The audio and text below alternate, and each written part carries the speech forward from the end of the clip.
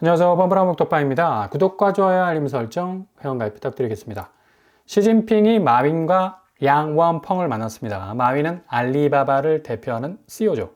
양원펑은 이번에 미국 주식시장, 특별히 오픈 AI 분야를 가슴 철렁하게 만들었던 딥시크, 아주 저비용으로 고효율을 나타내는 엄청난 이 AI 성능을 보여줬기 때문에 미국이 상당 부분 가슴을 쓸어내릴 수밖에 없었는데, 이 두 기업인을 만났다는 것 자체가 민영기업 심포지엄을 통해서 기업인들에게 힘을 실어줄 수 있겠다라는 전망도 나오지만, 그만큼 지금 중국 경제 상황이 안 좋다는 얘기입니다.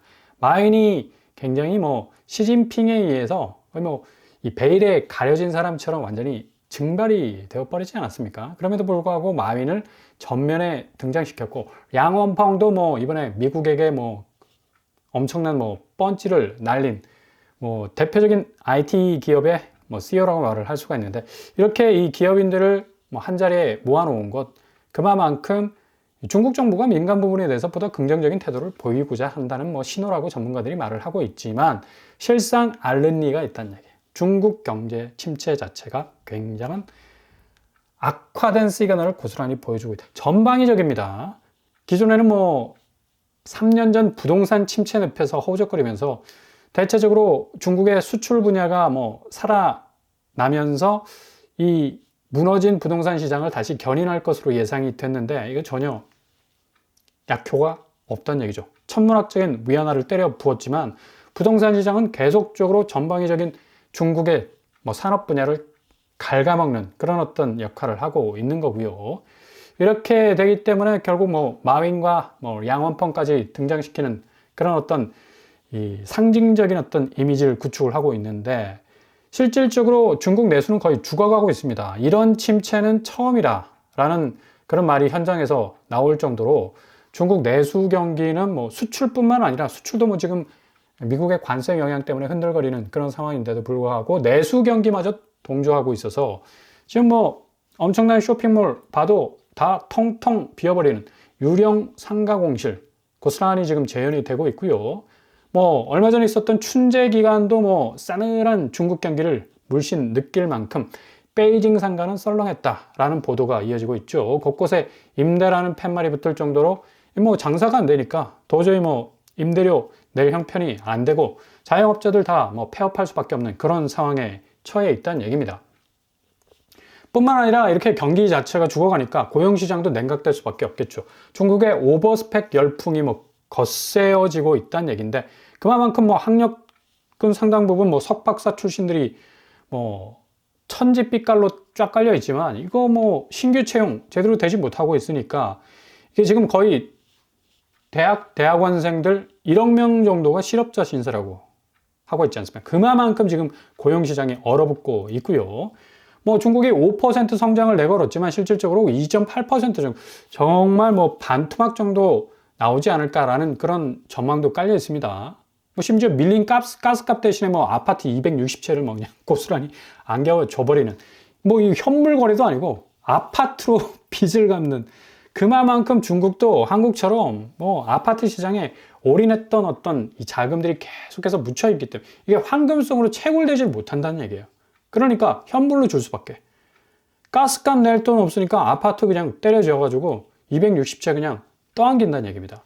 이게 또 그 아파트 받은 사람들 제대로 그 황금성을 발휘해서 뭔가 아파트가 가치가 돼야 되는데, 이것도 못하게 되면 계속적인 어떤 악순환이 지속이 될 수밖에 없겠고요. 당연히 전체적인 경기 침체, 고용 불안정, 그리고 위안화 약세까지도 중국 경기 자체를 완전히 무너뜨릴 수 있는 엄청난 시그널을 계속적으로 보여주고 있다는 얘기입니다. 트럼프 2기에 엔화는 지금 강세로 가고 있고요. 상대적으로 위안화는 약세로 가고 있어요. 그만큼 중국이 의도적으로 위안화 자체를 평가절하, 가치를 좀 내려서 수출의 우회로 루트를 지금 틀려고 하는데, 우리나라 환율은 프록시 통화입니다. 이 중국 위안화하고 동조화 현상이 더 커요. 엔화보다는.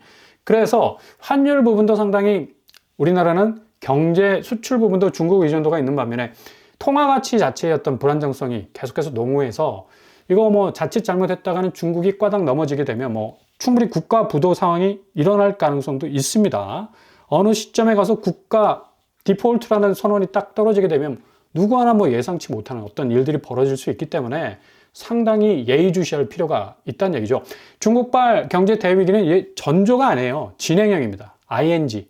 갑작스런 국가 디폴트가 올 수도 있고 전방위적인 산업 시스템, 그리고 고용, 물가, 환율, 통제 불능에 빠질 가능성이 높다는 얘기입니다. 시진핑이 전면에 나섰다는 것, 심지어 뭐 그렇게 좀 좋아하지 않았던 마윈, 양원펑까지 등장시켰다는 것 자체가 지금 중국이 위기라는 얘기입니다. 이게 미국에게 시위하게 하기 위한 그런 모습이 아니란 얘기예요.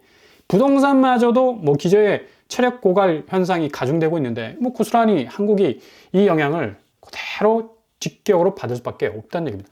딱 이렇게 환율만 뜯어보더라도 지금 상황이 어떻게 돌아가는지 딱 알 수가 있죠.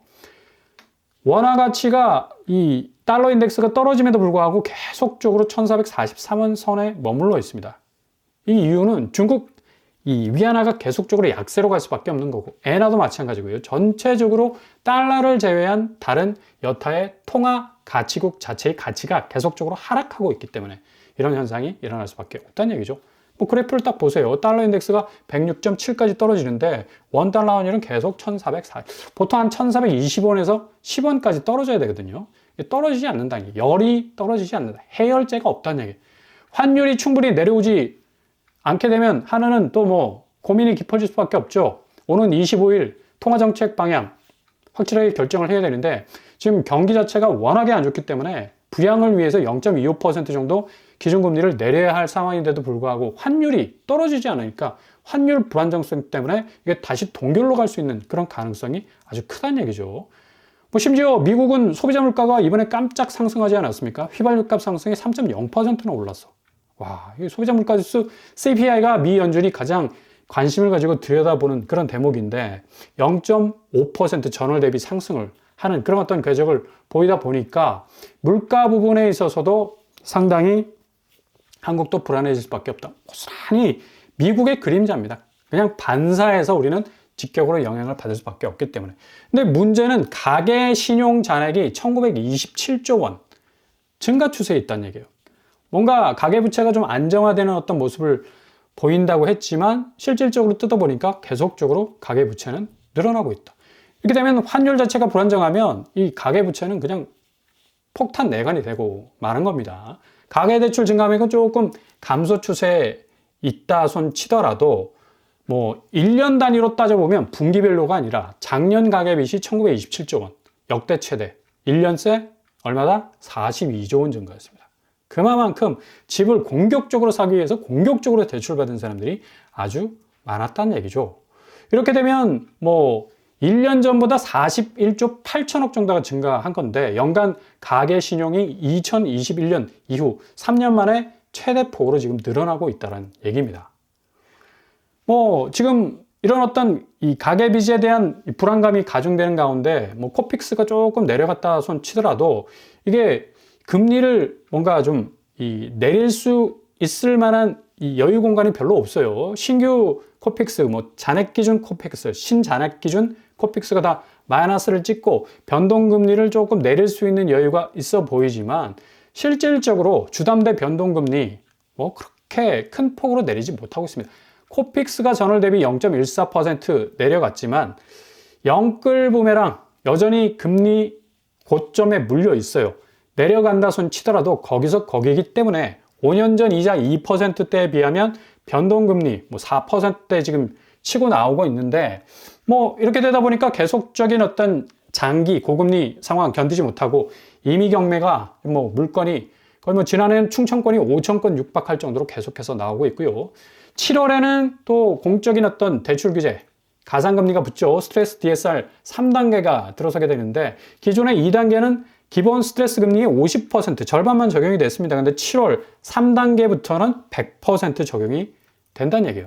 일례로 뭐 6천만 원 연봉 받는 사람이 뭐 6,700만 원 정도 덜 받게 되고 1억 원 정도 연봉이 있는 사람이 1억 1,100만 원 정도 감소가 된다는 얘기예요. 그만큼 시중은행에서의 어떤 주택담보대출 금리가 뭐 하향화 되는 어떤 추세라고 하지만 실질적으로 대출을 끌어올 수 있는 그 한계는 분명하다라는 걸 볼 수가 있습니다. 이렇게 되다 보니까 지금 뭐 개인의 부채뿐만 아니라 은행 역시도 PF 대출 통해서 건설업체에 얼마나 많은 돈을 쏟아 부었습니까?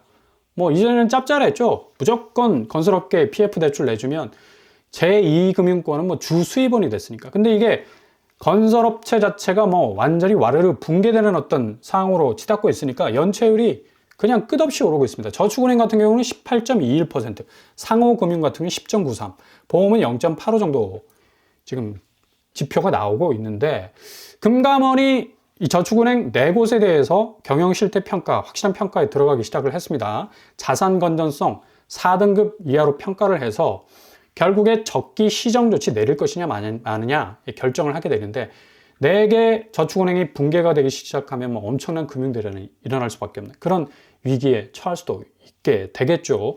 이게 지금 금융권에서 이렇게 터지기 시작하면 건설업체도 뭐 여지없이 무너질 수밖에 없는 거고, 현대건설은 뭐 우리나라 제일 건설업체 아닙니까? 그럼에도 불구하고 1조 이상의 영업 손실을 냈습니다.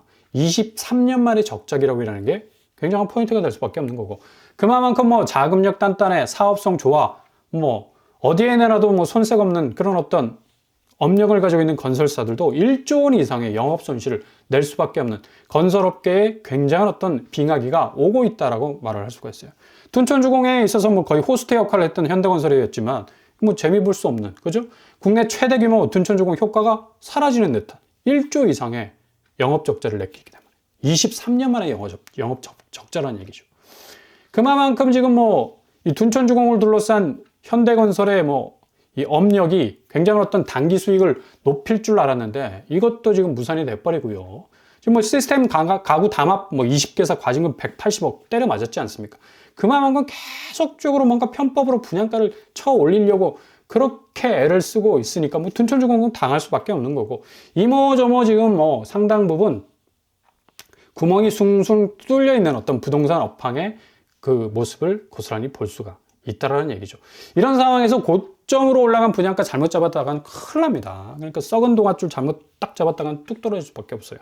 조심조심 하셔야 됩니다. 그래서 늘 서울 도심에서 나오는 조금 그래도 가격 경쟁력, 입지 경쟁력이 있는 것도 들여다볼 필요가 있겠고요. 이번 주에 이 서울시가 추진한 민간 투자 사업 모델, 민간 동행 사업 최종 당선자 선정 그리고 확정이 됐습니다. 제일 우리가 또 주의 깊게 지켜봐야 될 그 입지를 가진 곳이 바로 옛 성동구치소 특계 6부지 송파구 가락동 162. 이 지역에 대한 이 확정적 어떤 이 사업이 선정이 된 건데, 성동구치소 부지 서울시 공무용 민간 투자 사업 추진을 계속하고 있고, 뭐 계룡건설이 이제 시행사로 확정이 됐죠. 지상 22층 16개 동 1240가구. 이 중에 나눔형도 나온다는 소리가 있어요. 그래서 1240가구 모두가 공공분양으로 분양이 되는 게 아니라 뉴홈 형태의 나눔형으로 또 5억대 중반에 또 가성비 있는 가격으로 나올 가능성도 높기 때문에 이 시기에 자기 전 비용 다 들여가지고 자기 자금 다 때려박는 거 굉장히 위험합니다. 금리 상황이 지금 제가 초반에 쭉 말씀드렸듯이 어떻게 될지 모른다는 얘기죠. 될 수 있으면 저비용으로 진출하는 게 가장 중요하다.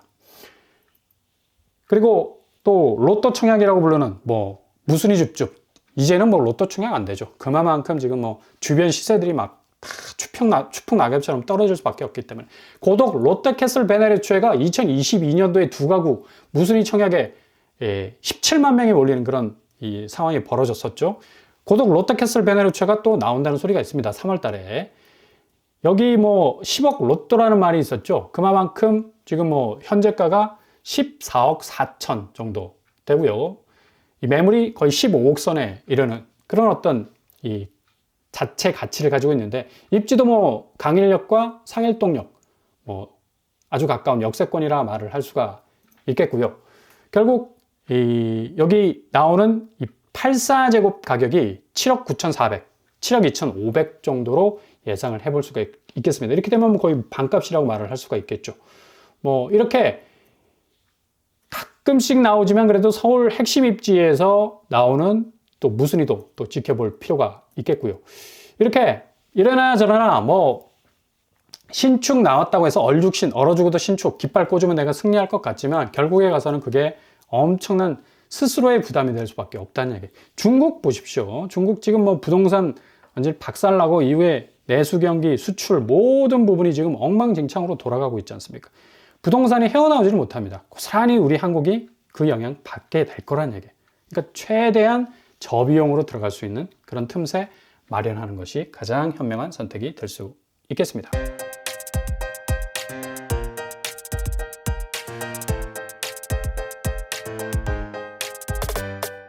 오늘의 부동산 캐릭터처 중국 굉장히 심상치가 않습니다. 국가부도라는 얘기가 지금 뭐 떠돌 정도로 전방위적으로 뭐 내수뿐만 아니라 수출까지도 지금 뭐 적신호를 보내고 있고요. 시진핑이 뭐 나서서 뭐 이 어떤 이미지, 경제 이미지를 만들어낼 정도로 굉장히 지금 어려운 상황입니다. 고용도 지금 뭐 1억 명 이상의 젊은 사람들이 지금 일자리를 찾지 못하는 상황이고 고스란히 이 직격탄 한국이 맞을 수밖에 없어요.